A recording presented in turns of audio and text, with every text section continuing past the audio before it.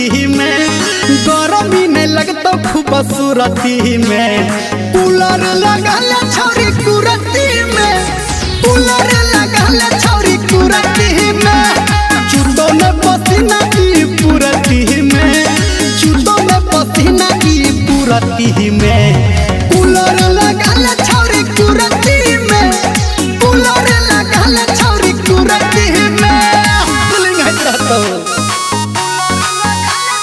Music by Guddu Raj.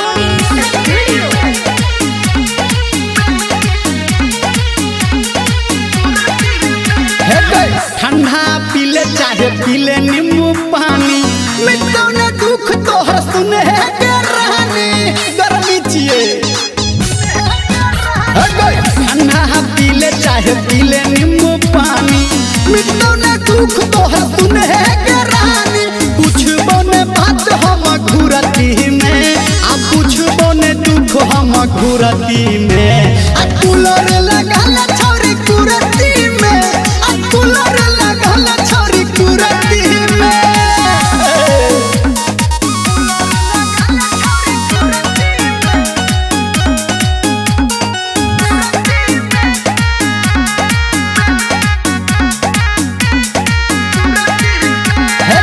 कते डोले में तू हाथ के पंखा लगे छौ गरमी तो पीट दही टंका